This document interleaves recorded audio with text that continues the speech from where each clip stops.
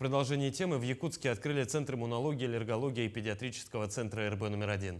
Он станет важным шагом в развитии медицинской инфраструктуры всего региона. В отделении аллергологии и иммунологии ежегодно тестируется, регистрируется более 5000 пациентов. Здесь оказывается помощь пациентам с аллергическими заболеваниями и болезнями.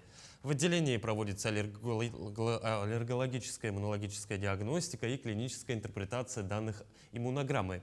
Открытие Центра иммунологии, аллергологии и аллергодерматозами педиатрического центра обеспечит еще более качественную медицинскую помощь.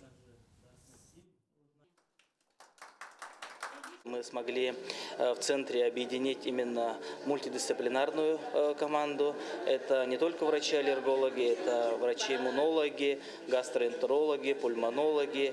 И в рамках этого центра также будет проведена большая научная работа совместно с нашим университетом, с ведущей кафедрой педиатрии медицинского института. И наш центр будет развиваться и идти ногу со временем.